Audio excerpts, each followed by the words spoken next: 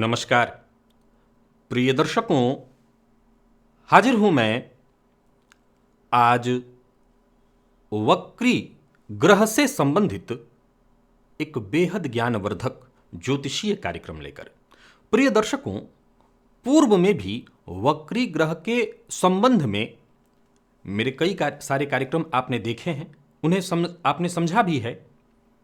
आज वक्री ग्रह अगर किसी ग्रह के साथ युति बनाए तो जिस ग्रह के साथ युति बना रहा है उस ग्रह का प्रभाव कैसा होगा, इस विषय को लेकर के मैं आप सबके सम्मुख उपस्थित हुआ हूं।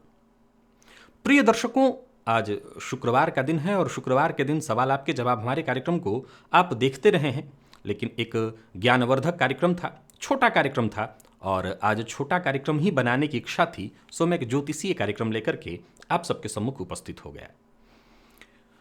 मतांतर है, ज्योतिष के जो पुरोधा ऋषि रहे हैं उन सबों में वक्री ग्रह को लेकर के कोई कहता है कि वक्री ग्रह कमजोर होते हैं और कोई कहता है कि वक्री ग्रह बेहद बली हो जाते हैं। प्रिय दर्शकों, यदि आपने मेरे कार्यक्रम को पूर्व में देखा हुआ है तो आप इस बात को जानते और मानते हैं कि मैं भी उन्हीं के साथ हूं जो ये कहते हैं कि वक्री ग्रह बेहद बलशाली हो जाते हैं।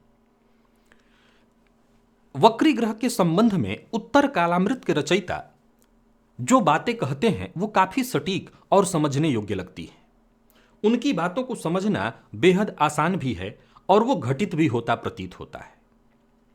वो कहते हैं कि वक्री ग्रह बेहद बलशाली हो जाता है, लेकिन वो ये कहते हैं कि वक्री ग्रह यदि नीच राशि में हो तो उच्च के समान फल देने लगता है और अपनी उच्च राशि में हो तो वो नीच के समान फल देने लगता है। और इस मामले में भी वो विशेषकर शुभ ग्रह को कहते हैं, जैसे देवगुरु बृहस्पति शुक्र जैसा ग्रह जब उच्च राशि में हो तो वो नीच के समान फल देने लगते हैं। परंतु अब यहां भी इस पर बहुत सारे मत और मतांतर हैं। कई सारी कुंडलियों का उदाहरण है जहां जातक की जन्म कुंडली में देवगुरु बृहस्पति उच्च राशि अर्थात कर्क राशि में वक्र अवस्था में होने के बाद जातक को संपूर्ण संतान सुख प्रदान किए हुए हैं।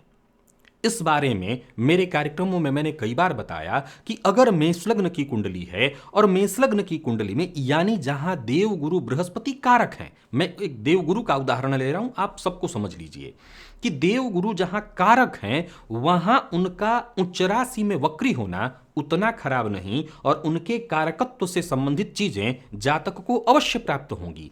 लेकिन देवगुरु बृहस्पति जहां कारक नहीं है वहां पर उनके उच्च राशि में वक्री होने पर उनके कारकत्व से संबंधित चीजों में निसंदेह न्यूनता आएगी। इस तरह की बातें आपने मेरे पूर्व के कई सारे कार्यक्रमों में देखा, सुना और जाना है। आज विषय है युति। प्रिय दर्शकों, जन्म कुंडली में कोई ग्रह किसी भाव में हो वो कैसा प्रभाव देता है ये तो विचारणीय है, लेकिन जब कोई ग्रह किसी ग्रह के साथ युति में आ जाए, योग में आ जाए, तो ये योग प्रभावशाली हो जाता है। इस योग का प्रभाव होता है। उत्तर कालामृत के रचयिता कहते हैं कि वक्री ग्रह बली है। अब ये वक्री ग्रह किसी ग्रह के साथ युति में आ जाए तो जो ग्रह इसकी युति में आया है उसे आधा रूप बल प्राप्त हो जाता है। आप कुछ उसे इस प्रकार से समझ लीजिए कि बल का, संपूर्ण बल का आधा हिस्सा, अर्थात एक साधारण सी बात हम समझा दें आपको कि देवगुरु बृहस्पति अगर उच्च राशि में वक्र अवस्था में या साधारण किसी राशि में, उच्च वाली बात अभी आगे मैं क्लियर फिर से कर देता हूं, साधारण किसी राशि में, जैसे मान लिया जाए कि मेष राशि में ही या वृश्चिक राशि में या किसी अन्य राशि में, कर्क राशि को छोड़कर जहां वो उच्च के नहीं हो रहे हैं वहां वक्री हो गए हैं। अब इनके साथ अगर मंगल बैठे हुए हैं, इनके साथ अगर मंगल बैठे हुए हैं तो मंगल को आधा रूप बल प्राप्त होगा, अर्थात मंगल के बल में और बल वृद्धि हो जाएगी। ऐसा मंगल निसंदेह श्रेष्ठ फल प्रदायक हो जाएगा। अब उत्तर कालामृत के रचयिता के कथनानुसार उच्च का ग्रह, ध्यान से सुनिएगा और इसको समझिएगा, उच्च का ग्रह जब वक्र अवस्था में हो और उसके साथ कोई ग्रह युति करेगा तो उसे संपूर्ण बल या एक रूप बल प्राप्त होगा। एक रूप यानी उसका संपूर्ण प्रभाव उसको मिलेगा, वो ग्रह अत्यंत बली होगा। लेकिन उत्तर कालामृत के रचयिता ने कहा कि नीच के ग्रह, यहां ध्यान से सुनिए, कि नीच के ग्रह वक्र होने पर अपने आप को तो बली करेंगे, लेकिन जो उनके साथ बैठा ग्रह होगा उसके बल में कोई वृद्धि नहीं होगी, बल्कि उसके प्रभाव में कमी ही आएगी। उसी के बल को लेकर के ये ग्रह और बली होगा। अर्थात उच्च के बल को, उच्च के ग्रह के बल को इन्होंने साथ वाले ग्रह के बल में वृद्धि कराने वाला कहा, और नीच के ग्रह के वक्र होने पर साथ वाले ग्रह के बल में वृद्धि ना कराने वाला कहा। जबकि उत्तर कालामृत ने ही यह बात कही कि जब भी कोई ग्रह कुंडली में उच्च का होकर के वक्री होगा तो वो नीच के समान फल देगा। लेकिन जब युति की बात आई तो इन्होंने कहा कि नहीं, प्रभाव यहां थोड़ा अलग होगा। अब इन्होंने आगे एक और संशोधन किया। प्रिय दर्शकों, यह निसंदेह ज्योतिषीय विषय है, छोटा है लेकिन समझने योग्य है। जो ज्योतिष को समझते हैं वही इसे समझ पाएंगे।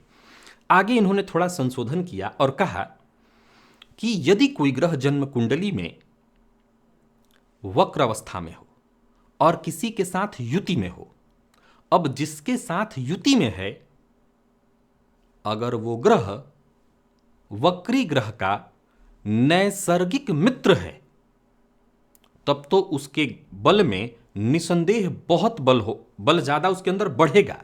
लेकिन अगर कोई ग्रह जिसके साथ वक्री है और युति में है, नैसर्गिक मित्र नहीं है और पापक ग्रह भी है, इसको उदाहरण से मैं समझा देता हूं, तो साथ बैठे ग्रह के बल में वृद्धि नहीं होगी। उदाहरण से समझिए कि शनि और बुध, शनि कैसे ग्रह हैं? तो पापक ग्रह हैं।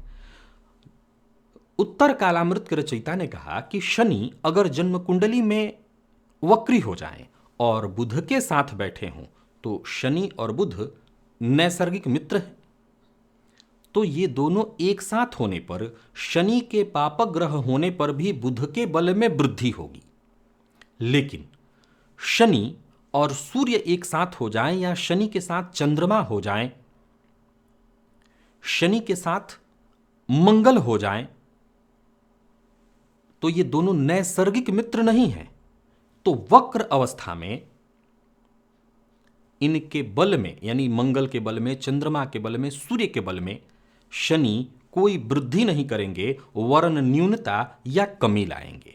अब वैसे ही देवगुरु को ले लीजिए कि देवगुरु अगर वक्र होते हैं तो इनके साथ जो इनके मित्र, नैसर्गिक मित्र ग्रह हैं, जैसे सूर्य, चंद्रमा, मंगल इत्यादि, तो इनके बल में संपूर्ण वृद्धि होगी।